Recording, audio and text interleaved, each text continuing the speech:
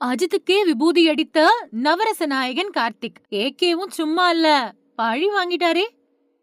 90கள்ல top ஹீரோக்கள்ல ஒருத்தரா வலம் வந்த கார்த்திக் இப்போ திரைத்துறையில இருந்து ஒதுங்கி இருக்காரு. ஆனா சமீபத்துல இயக்குனரும் நடிகருமான பாரதி கண்ணன் கொடுத்த பேட்டியின் காரணமா மறுபடியும் நவரச நாயகன் ட்ரெண்ட் ஆயிருக்காரு.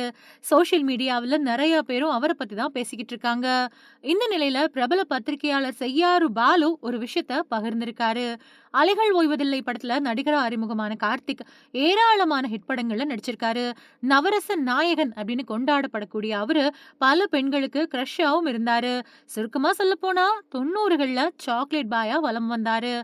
சாக்லேட் பாயா மட்டும் இல்லாம அமரன், அக்னி நட்சத்திரம் மாதிரியான படங்கள்ல ஆக்ஷன் ஹீரோவாவும் நடிச்சு வெரைட்டி காட்டினாரு.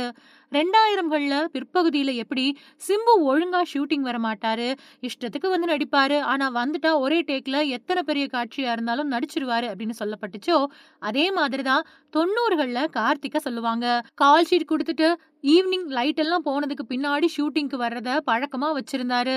இதனாலதான் அவரு மார்க்கெட்டு டப்புன்னு கீழ விழுந்துட்டதாவும் பேச்சு இருக்கு.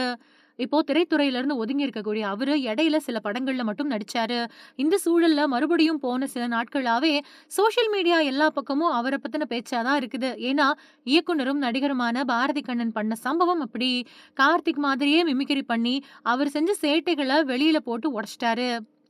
செய்யாறு பாலு தன்னோட யூடியூப் சேனல்ல வெளியிட்டு இருக்கக்கூடிய வீடியோவுல என்னை அறிந்தால் படத்துல வில்லன் கேரக்டருக்கு ஃபர்ஸ்ட் கார்த்திக் தான் பிக்ஸ் பண்றதா இருந்துச்சாம். அஜித் கிட்ட போய் கதை சொன்ன பின்னாடி இந்த வில்லன் கேரக்டர் யார் பண்ண போறாங்க அப்படின்னு அவர் கேட்க கார்த்திக் அப்படின்னு கௌதம் சொல்லிருக்காரு.